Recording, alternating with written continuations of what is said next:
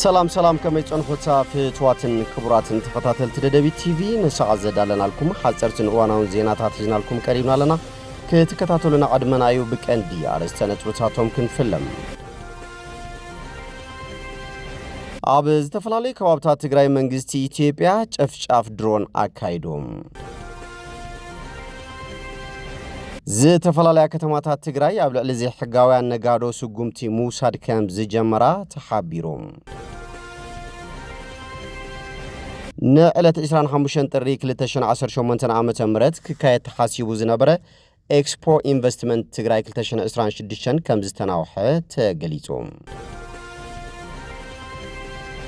ፖለቲካ ውድባት ትግራይ ኣብ ትግራይ ዳግማይ ኩናት ከይፍጠር ብምስጋ ዓለም ለኻውያን መንጎኛታት ብህጹጽ ጣልቃ ከኣቱ ኣተሓሳሲቦም ኮሚሽን ሰብኣዊ መሰላት ኢትዮጵያ ኣብ ዶባት ትግራይ ዳግማይ ዝተወልዐ ኩናት ኣብ ሰላማውያን ሰባት ክሳራን ግህሰት ሰብኣዊ መሰላትን ከውርድ ከም ዝኽእል ኣጠንቂቖም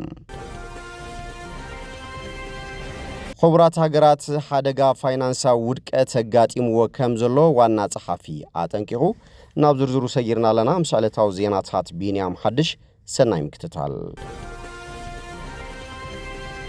أبز تفلالي كوابتا تقراي منجزتي إثيوبيا تشفشاف درونا كايدوم نابلوم زوج حليتي كابت شعاتن فرقان كساب 10 ساعات بستفت زمناي درون متكعتي عبلا ليك لتنايت سنة اي سوزي قدعات بسحلام تي قنبلا درون ኣብ ጋቢናትን መኻይን ከም ዘቃለበን በቲ ደብዳብ ድማ ሓደ መርሐ መኪና ህይወቱ ክስን እንከሎ ካልእት ሓጋጋዝ ድማ ቆሲሉ ሆስፒታል ከም ዝኣተወ ኣዛዝ ፖሊስ ታ ከተማ ዋና ኢንስፔክተር ተስፋይ አማረ ገሊጾም እተን መኻይን በነና ዘይትን ቡንን ጻዓና መንባረን ምምሕዳር ከተማን ትጮፍሊጦም እተን መኻይን ኣይሱዝን ኤፍኤስአርን ዝዓይነተን ኮይነን እታ ሓንቲ በነና ጽዕና እታ ካልእት ድማ ዘይቲ በርበረ ሳሙናን ካልኦት ናቕሑ ንግዲ ጽዕና መንባራን ሰለስተ ግዜ ደብዳብ ከም ዝተኻየደን ተገሊጹሎም ብተማሳሊ ኣብ ወረዳ xፈሮምን ገንደብታን ደብዳብ ድሮን ከም ዝተፈጸመ ዝረኸብናዮ ሓበሬታ ኣመላኺቱም በቲ ኣብ xፈሮምን ገንደብታን ዝተፈጸመ ደብዳብ ድሮን ኣብ ህይወት ሰብ ዝወረደ ሓደጋ ብንጹር ኣይተፈለጠን ኣብቲ ኣብ ገንደብታ ወጋሕታ ሰዓት 11 ፈረቓን ዝተፈጸመ ደብዳብ ኣብ ልዕሊ በርበረን ካልኦት ንግዳዊ ሓለቕቲ ኣቑሑትን ጽዒና ዝነበረት መኪና ከም ዝዓለበ ተፈሊጡሎም በተዘጋጠመ ደብዳብ ህዝቢ ከተማን ትጮ ተረብሹ ከም ዝነበረን ምምሕዳር ከተማን ትጮ ድማ ነዚ ኣብ ምርግጋዕ ክሰርሕ ከም ዝሓደረን ከንቲባ ከተማን ትጮ ሃይለስፋው ንደደቢት ሚድያ ሓቢሮም ተወሳኺ መብራህርህ እውን ከም ዝስዕብ ሂቦም ኣለዎም لما أنت تبغى يكون حضيرو أو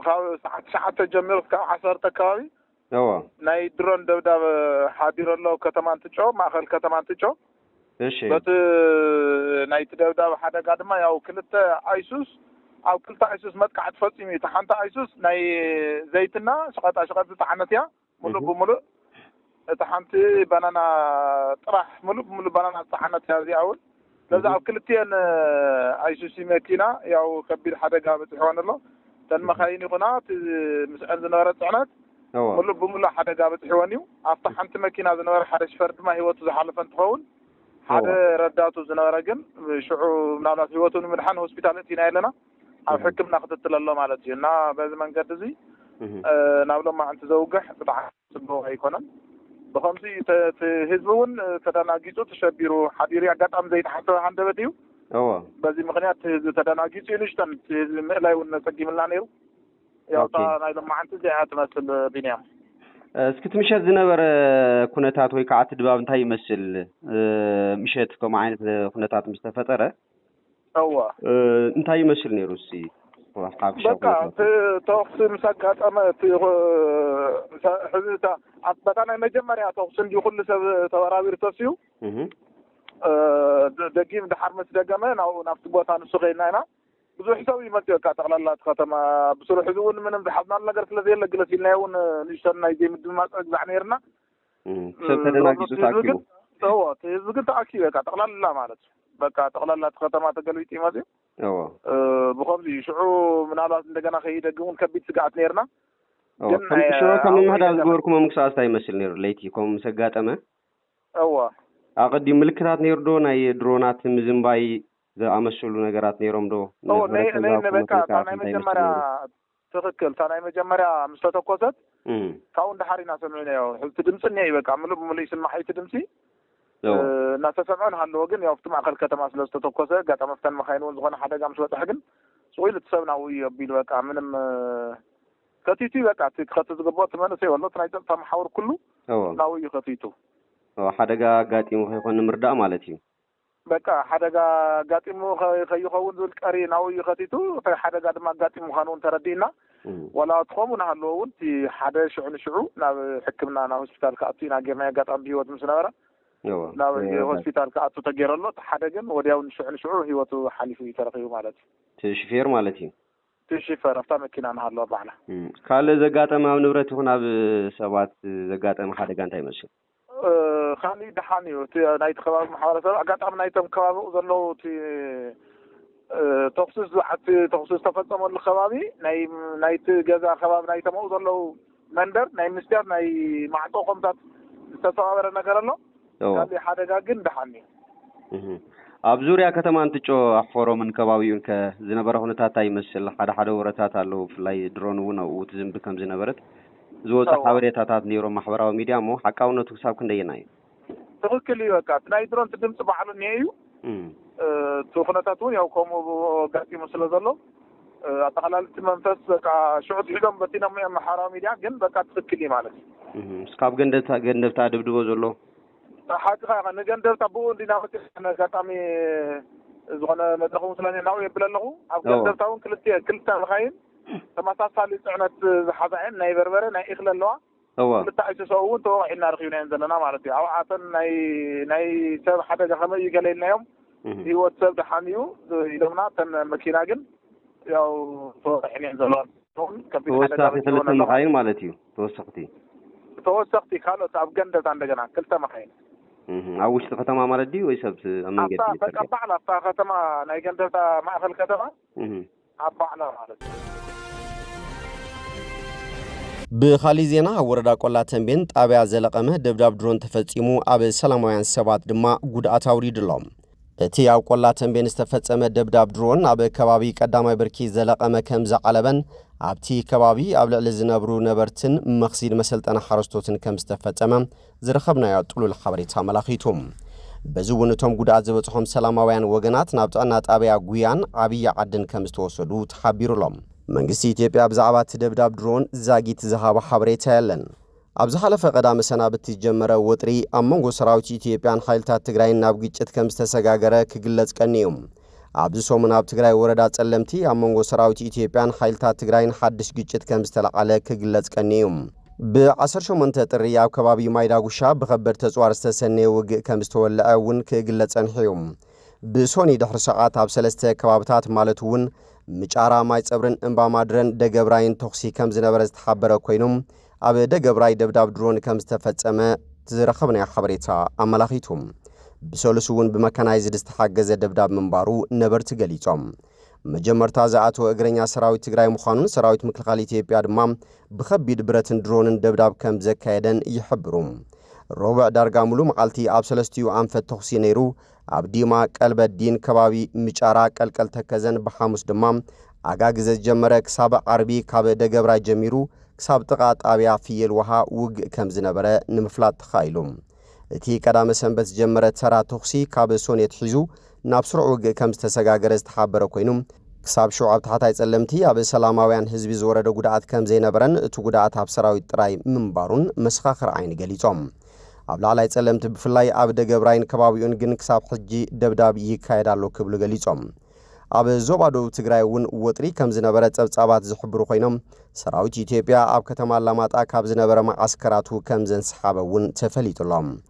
መንግስቲ አብይ አሕመድ ኮነ ግዚያዊ መንግስቲ ትግራይ ብዛዕባ እዚ ዳግማይና ሙሉእ ኩናት ከይዓርግ ስጋኣት ፈጢሩ ዝርከብ ጎንፂ መግለጺ ሃቡን ኣብ ትግራይ ተገልገልቲ ኣብ መዓልቲ ልዕሊ 2,000 ብር ከየውፁ ተደሪቶም ከምኡውን መንገዲ ኣየር ኢትዮጵያ ናብ ትግራይ ዝገብሮ በረራታት ንሳልሳይ መዓልቱ ደው ኣቢልዎሎም ዝተፈላልያ ከተማታት ትግራይ ኣብ ልዕሊ ዘይሕጋውያን ነጋዶ ስጉምቲ ምውሳድ ከም ዝጀመራ ተገሊጾም ብዘይሕጋዊ መንገዲ ክንቀሳቐስ ዝተረኸበ 40 ኩንታል ሽኮር ኣብ ቁጽጽር ከም ዝውዓለ እውን ምምሕዳር ከተማ መቐለ ኣፍሊጡሎም ምምሕዳር ከተማ ዓዲግራት ድማ ኣብ ልዕሊ ዘይሕጋውያን ነጋዶ ስጉምቲ ምውሳድ ጀሚሩሎም ኣብ ምምሕዳር ከተማ ዓዲግራት ኣተሓባሪ ቁፅፅር ንግዲ ኣይተ ወልደ ገብርኤል ገብሩ ከም ዝገለጽዎም ኣብ ከባቢ ሜዳ ዓጋመ ዝነበሩ ነጋዶ ኣብ ሸቐጣት ዝኾነ ይኹን ምኽንያት እንከይሃለወ ነቲ ዘሎ ፖለቲካዊ ኩነታት ተበሊጾም ተሓቢኦም ወሰኽ ዋጋ እናገበሩ ክሸጡ ጸኒሖም እዮም ሕጂ ግና ካብ ህዝቢ ብዝተረኸበ ሓበሬታ እቶም ነጋዶ ቅድም ኢሉ ይሽየጥ ብዝነበረ ዋጋ እቲ ሸቐጣት ከከፋፍሉ ቁፅፅር ይካየድ ከም ዘሎ ሓቢሮም ነዚ መንገዲ ጥሒሶምን መኽዚኖም ንዝዓፀውን 8 ነጋዶታ ከተማ ድማ እቲ ናይ ስራሕ ቦታኦም ተዓፅዩ ብሕጊ ክሕተቱ ምንቅስቃስ ከም ዝተጀመረ ገሊጾም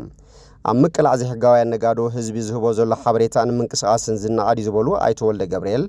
ተማሳሊ ቁፅፅር ተጠናኺሩ ከም ዝቕፅል ድማ ሓቢሮም ኣብ ልዕሊ ሸቐጥ ዝሓቡ ዋጋ ዝውስኹ ትራንስፈር ዕድጊት ንዝኽልክሉ ነጋዶ ሕጋውን ምምሕዳራውን ስጉምቲ ክውሰድ ከም ዝግባእ ድማ ቤት ምኽሪ ንግድን ዘፈር ማሕበራትን ትግራይ ምግላጹ ዝዝከር እዩ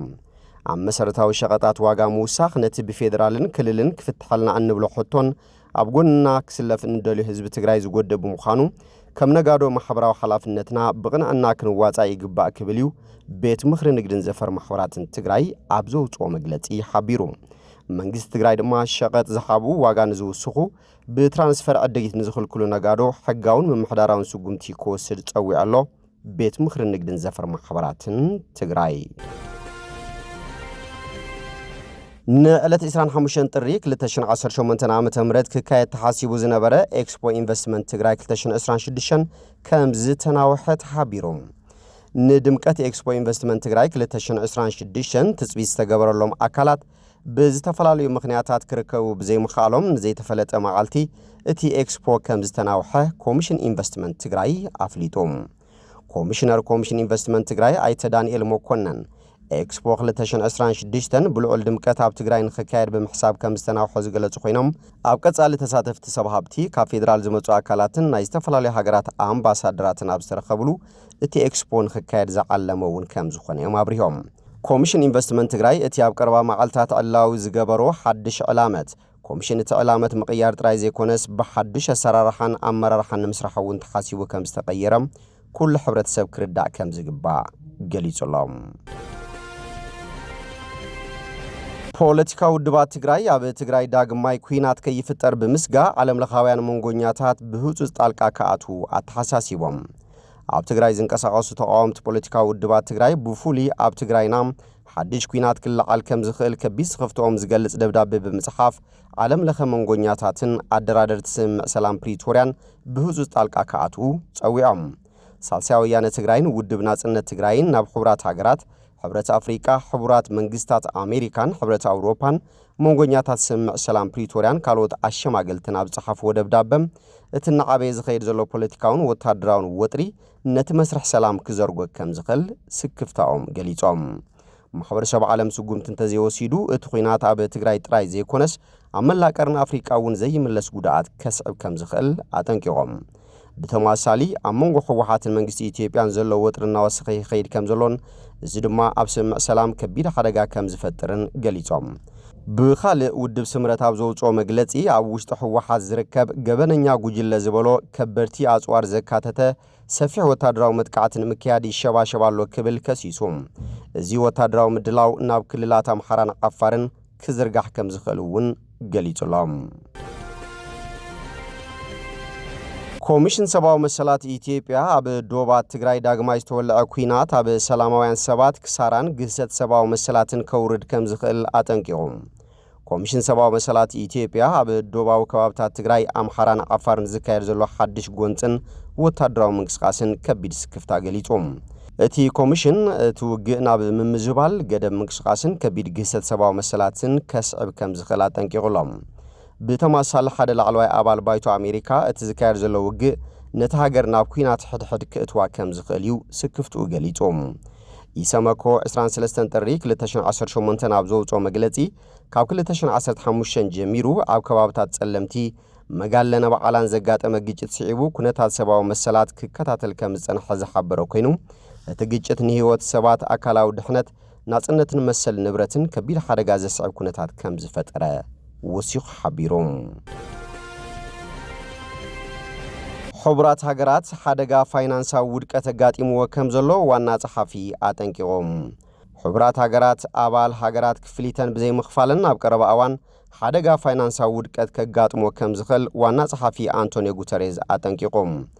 አንቶኒዮ ጉተሬዝ ሕብራት ሃገራት ንዝተመደቡ ስራሓት ኣብ ሓደጋ ዝእቱ ፋይናንሳዊ ቅልውላው ከም ዘጋጠሞን እቲ ኣብ ካዝና እትውድብ ዘሎ ገንዘብ ክሳብ ሓምለ ክውዳእ ከም ዝኽእልን ገሊጾም። ንሱ ንኹለን 193 ኣባል ሃገራት ኣብ ዝጸሓፎ ደብዳበም ነቲ ግዴታዊ ክፍሊተን ከኽብራ ወይ ድማ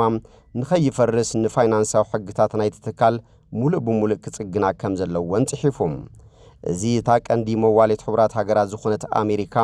ኣብ ስሩዕን ዓቃብ ሰላምን ኣብ ካልኦት ብሕብራት ሃገራት ዝካየድ ኣዝዩ ብዙሕ ፕሮጀክታት ተሰልዖ ዝነበረት ባጀት